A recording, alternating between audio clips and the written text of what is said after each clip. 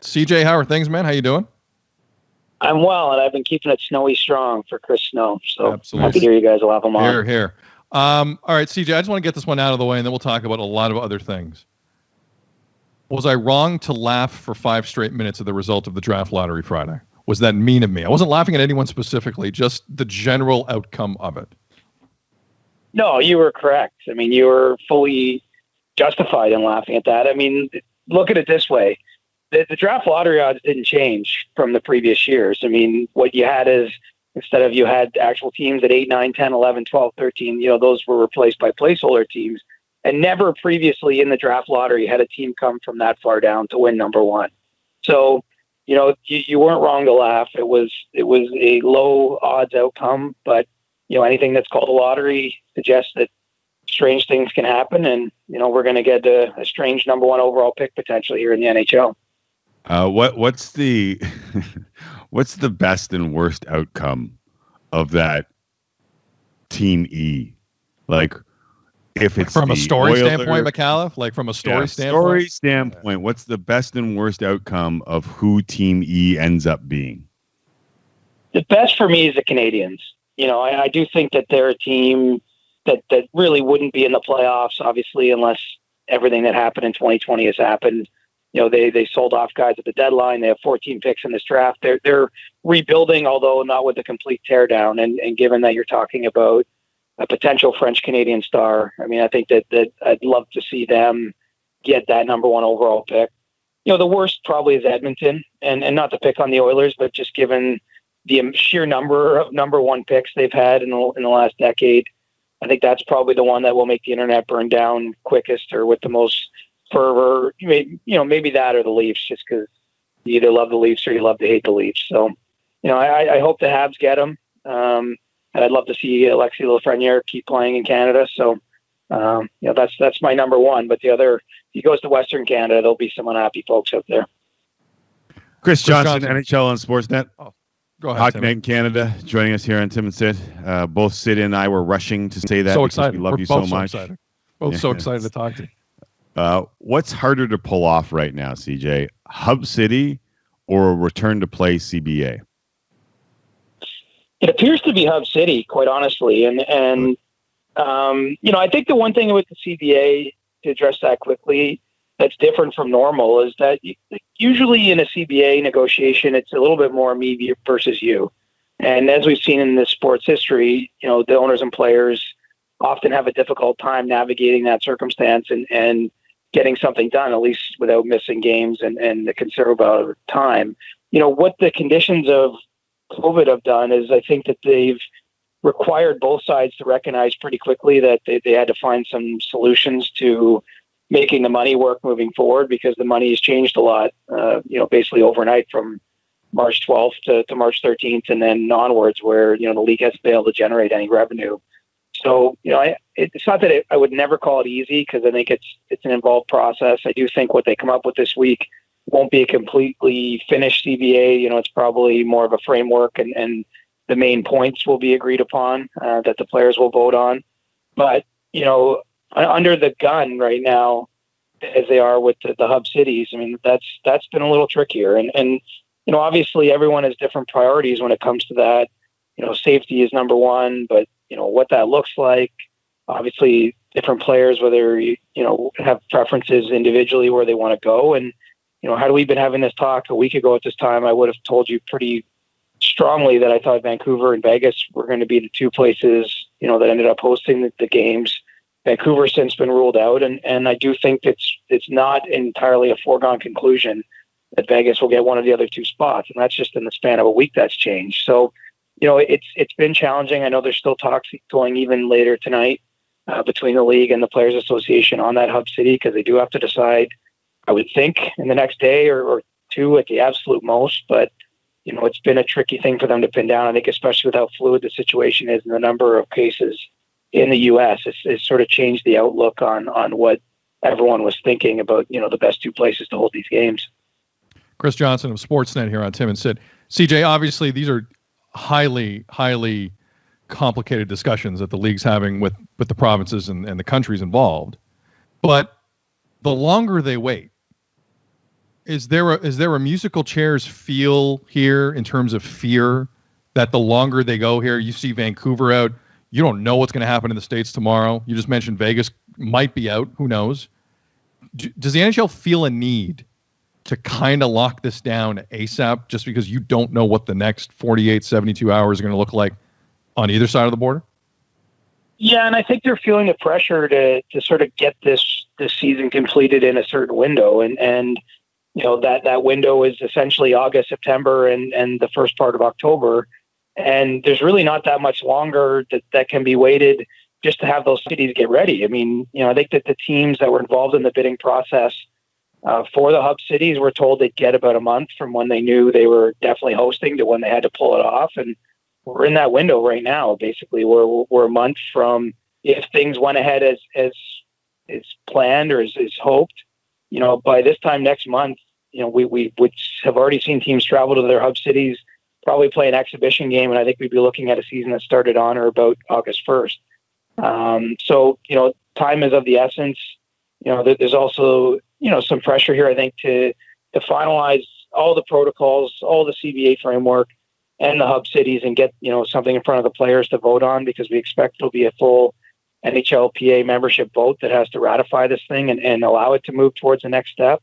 But, you know, they want to have training camps open roughly 2 weeks from now, and you can't do that until all this has been decided and voted upon. So I think, you know, there's all those various pressures, some way more distant, like trying to get a Stanley Cup handed out in October, and then others a little bit more imminent, that if you're actually going to move on and have training camps starting in about 2 weeks, I mean, the players obviously have to see exactly what the return to play looks like, what's been agreed upon, and then ultimately have a vote. And I think they'd like to get that process at least started this week. CJ, I got a two-parter for you here. I said that earlier in the show that I thought that if you were laying odds, or if I were laying odds on who the hub cities would be, I would tend to think that Toronto and Edmonton might be the two favorites, with Vegas being third. One, do you agree with those numbers or those odds? And two, do you think that the Jays' ability to return to Toronto could affect the hub city bid of the city of Toronto, because of having both of those leagues in the same city might increase whatever worries that you might have as a city that hosts? Well, I'll take the second one first. You know, I think the Jays are a bit late to the party here. You know, part of that necessitated by the way things have happened in Florida. You know, their original plan was to do their, you know, play their games at their stadium in Dunedin where they do spring training, and the outbreak there has prevented that from happening. But I think the NHL is far more in here. There's been a lot of work. You know, Toronto submitted a bid. It did a pretty significant change in the way that bid would work, in terms of, you know, moving the sort of bubble, so to speak, over to the C&E grounds, and trying to create a scenario in the middle of, you know, the largest city in the country, where they could at least keep everyone in a small zone where they can control who comes and goes quite tightly. You know, I'm with you. I think that Toronto deserves the number one spot on your power rankings as of this moment, in terms of, you know, places that are likely to end up with a hub. I think it makes a lot of sense. And I do think that they've got a bid now that the city, that the provincial government are both comfortable with, and that ultimately the NHL feels good about. You know, I don't know where that leaves the Jays. I have to say, just literally speaking only as a taxpayer and citizen of Toronto, you know, I do have some concerns about the fact that baseball is planning to have, you know, their athletes and their teams traveling around from city to city to play these games. I think that that's just inherently more dangerous than what is being proposed by both the NBA and the NHL, where obviously it's difficult to get to the point where we're at now from there till when you get everyone in a bubble. But, you know, I think once the bubble environment is up and running, is a relatively safe operation. I think the odds of an outbreak are reduced greatly. And I think the odds of the general population being infected aren't that high. You know, I have some concerns with the fact that the Yankees are going to fly into Toronto and play a couple games here, and then the Red Sox are going to do the same. And the Rays, everyone's moving around. Florida Even the team Rays, coming in.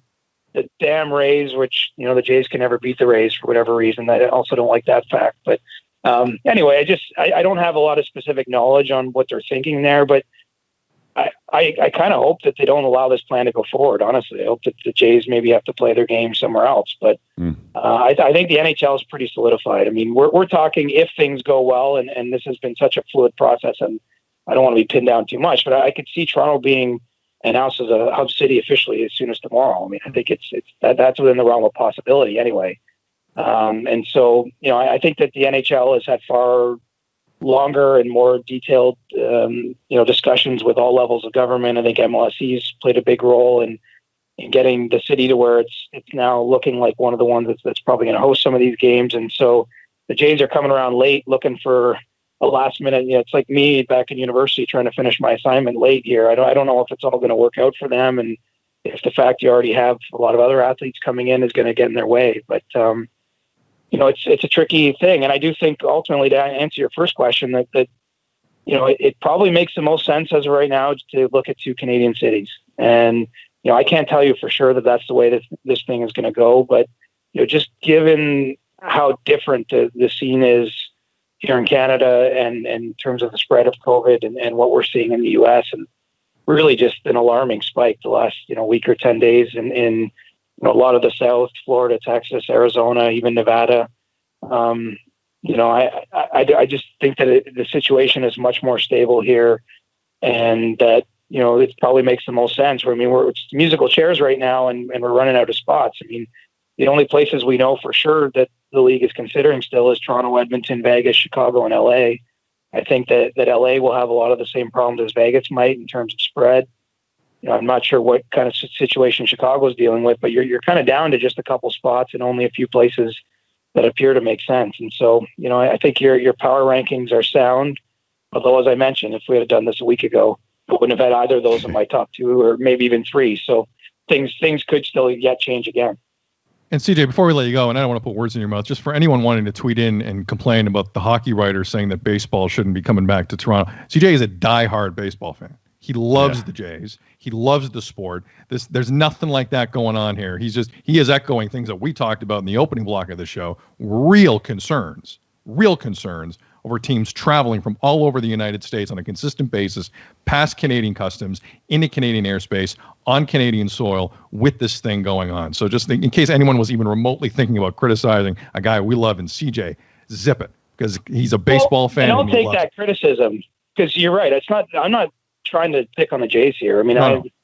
But the thing is the plan that baseball's had all along just seems less sound to me. And they had so much issue with their own CBA situation, all those discussions, and now they're doing this. I mean, let's even remove Toronto from the conversation. I would have concern about this plan just involving the NL East for fun, where there isn't a Canadian team based. I mean, the idea that you're traveling around New York, Atlanta, you're Philly, and all that. I just think that it's not likely to end well.